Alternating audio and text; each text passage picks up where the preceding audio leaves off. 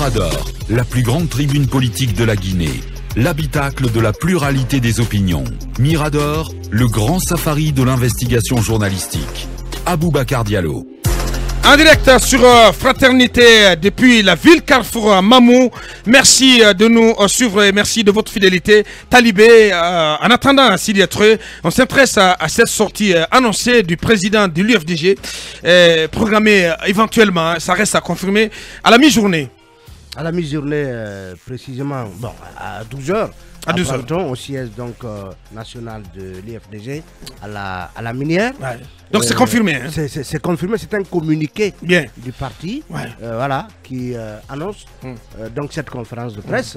Que va-t-il dire? Que va dire Cellou Dalein? Notamment au sujet de la sommation qu'il a reçue, lui intimant donc de libérer la résidence qu'il occupe du côté de Dixinport. Ouais. La question reste posée. Ouais. Parce que vous savez que Cellou Dalein certainement a vu le vent de boulet venir sur un certain nombre de sujets, notamment le sujet Air Guinée et également le sujet d'un éventuel projet d'élimination des vieux acteurs politiques de la course à la présidence. On va dire des acteurs politiques âgés. Âgés, oui, d'un certain âge. D'un certain âge, bien. Vous comprenez? Oui. Donc, finalement, on l'a entendu sur Air Guinée, on l'a entendu sur donc, cette histoire de projet d'élimination. Et finalement, l'actualité la plus chaude, c'est cette affaire de résidence. Alors, on a vu, on va recevoir Sidia qui va livrer sa part de vérité, entre autres, sur cette question. On a vu d'ailleurs dans la presse une lettre-réponse que l'IFR a adressée à l'agence judiciaire de l'État, M. Sidia Touré, pour lui expliquer comment est-ce qu'il a acquis le domaine où il a sa bâtisse au niveau de la minière. Effectivement. Alors, on sait, par le passé, Cellou Dalein s'était plusieurs fois exprimé sur cette résidence, décrivant les circonstances dans lesquelles il a reçu depuis un décret et ensuite comment il a pu finalement acheter cette maison. Ouais. Alors, certainement qu'il va revenir. La question c'est quel message va-t-il adresser à la fois à la junte et à sa base? Oui. Parce qu'on sent la tension monter petit à petit de sa base. Oui, certainement. De sa il base, va retracer la même mais histoire. sa polémique sur la toile. Et ce que nous savons, c'est qu'aussi dans les rangs de l'UFR, ça bouillonne. Parce que de part et d'autre, des militants d'un peu partout expriment leurs préoccupations et leur mécontentement face à la tournure des événements. Parce qu'ils ne peuvent pas comprendre que leur leader soit visé par une telle action de la part de la junte. Ça risque de branler dans le manche talibé. Aboubacar, ça risque de branler dans le match. Aboubacar, on n'a pas vu venir les choses parce que les signaux ont été donnés à temps. Vous vous rappelez cette rencontre que le président de la transition a eue pendant les concertations avec les acteurs politiques. Il s'était montré ferme et même menaçant à leur endroit, leur disant que personne ne lui imposera un quelconque agenda. Donc, la méfiance de la gente vis-à-vis de la classe politique, elle est déjà connue et on sait qu'on allait sortir, on allait réveiller les morts, on allait sortir des têtes de mort, des tiroirs pour justement embêter des cadavres, ces acteurs des politiques. Des tiroirs. Avait-on besoin de cela maintenant? C'est la question parce que ça va faire monter le mercure en Guinée. Est-ce qu'on avait besoin? Parce qu'on pouvait s'occuper d'autres choses en attendant, mais c'est vrai, ils sont les deux, c'est parce que c'est les deux principaux leaders de l'écosystème politique guinéen, et c'est vrai qu'ils ne sont pas au-dessus de la loi, mais avait-on besoin de les toucher maintenant, talibé, pendant que voilà, il y avait tellement d'autres chats à fouetter? Je pose la question. Est-ce que pour certains observateurs, on pouvait aller sur d'autres choses en attendant? Est-ce que ça risque de faire monter le mercure tout simplement? Lincoln. Aboubacar, Cellou Dalein Diallo Sidia sont des Guinéens. Si une telle mesure est engagée contre des Guinéens, Seulement, c'est que nous ne voulons pas que ce soit des mesures, en tout cas ciblées. Aujourd'hui, c'est ce qu'on disait hier. Quelqu'un a rappelé dans un SMS le cas, par exemple, de Plaza Diamant, bâti sur un centre émetteur dans un domaine de l'État. Ouais. Et c'est... On parle également de la Sigmadina. Oh, oui, la Sigmadina. Jusqu'à la Casse. Les cités Koléa, la Casse, les cités, comment on appelle, Soussangoya. Ouais. Beaucoup de... Donc il ne doit pas avoir de deux poids, deux mesures. En dépit de cela, il y a même un centre émetteur du côté de Lambagny où il y a la maison de Dadis. Ouh là là. Et Camara, Wow. c'est un centre émetteur. À Sonfonia, c'est un centre émetteur. Du côté, comment on appelle, de Lansanaya à la cimenterie, il y a un centre émetteur. Donc, ces domaines sont tellement vastes. Aujourd'hui, ce qui serait bien, quand on engage, en tout cas, des procédures dans ce sens, il faut que ces mesures soient générales. Et qu'elles s'appliquent à tout le monde. Sont des Guinéens, ils n'ont pas à se soustraire de cela. Seulement, il faut entourer cette démarche. Mais seulement. Ouais, oui, il faut les entourer avec des procédures judiciaires bien agencées. Ouais. Mais. Ouais. Seulement que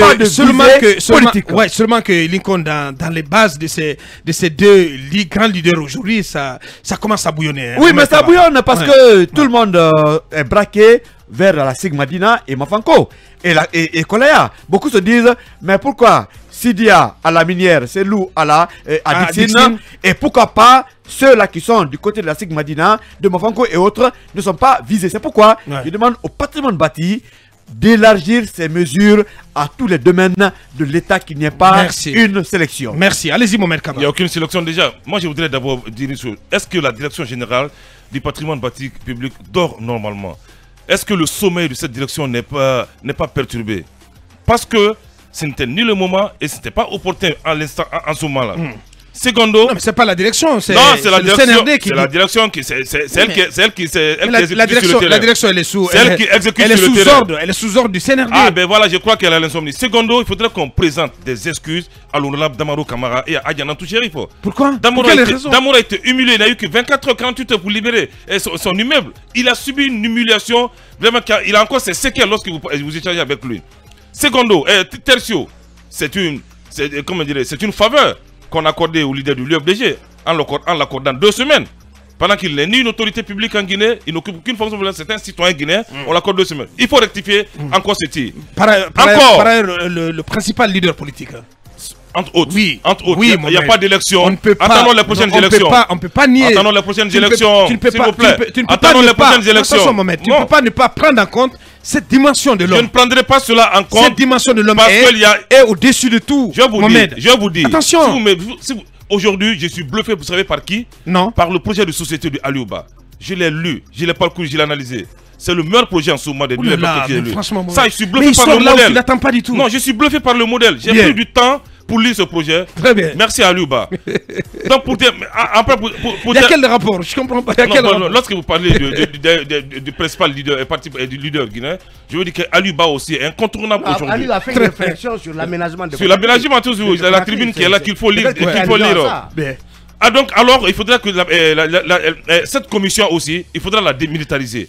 Cette commission dirigée par le colonel Saliba, il faut la démilitariser. Mais il n'y a pas de commission? Non mais c'est le CNRD. Non c'est le CNRD, c'est une commission qui est a été liquidée. Complètement liquidée. L'idée selon laquelle ils sont à Ratoma et les autres sont à la SIC. Il faudrait qu'on sorte de ce débat biaisé pour lui en Guinée une bonne fois pour toutes. C'est l'opinion, mon maître. Parce que c'est pas. Non, écoutez, il ne faut pas transporter l'avis de l'opinion derrière un micro. Non, mon maître. Parce que c'est très grave. Je vous dis. Nous sommes des Guinéens. Non, écoutez. Les mesures, on les veut générales. Non. Faut pas faire de visée, mon maître. Non, il n'y a pas de visée. S'il faut récupérer, il y a beaucoup de domaines à récupérer. Vous n'êtes pas porte-parole de ceux qui sont déguerpis. Bien. Merci à tous les deux. Allez-y, Mamadou Ouri. Écoutez, je pense encore 3 minutes. La démarche de Cellou Dalein Diallo me semble être la meilleure. Si ce que j'apprends est vrai, c'est qu'il ne compte pas rester dans la maison jusqu'à ce qu'on vienne l'obliger à quitter, mais il continuera à brandir les documents légaux qu'il a et qui convainquent les uns et les autres qu'il a légalement acheté ces lieux-là. Et c'est dans ce cadre-là qu'il va faire sa conférence de presse aujourd'hui. J'imagine que c'est dans la même logique que Sidia Touré sera là et peut-être qu'il va faire une conférence de presse. Mais moi, je reviens sur ce que j'ai dit hier à Bakar. Dans cette affaire de récupération des domaines, de ma naïveté, j'ai envie quand même qu'on distingue 3 catégories de biens de l'État et qu'on en fasse les démarches de façon spécifique. Hier, j'ai parlé de faire la différence entre le patrimoine bâti, par exemple, qui est occupé ou qui sont occupés par des cadres qui ne sont plus en fonction, étant donné que c'est en raison de leur fonction qu'ils occupaient ces patrimoines-là. Ces situations existent. Il y en a beaucoup. Il faut les régler.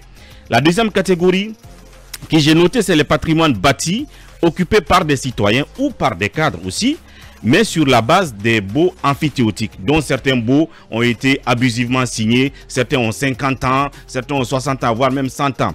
Regardez si ces baux-là n'ont pas été... 99 ans. Regardez si ça n'a pas été bien signé, si ce n'est pas en faveur de l'État, on regarde là-dedans et voir comment rompre ces baux-là.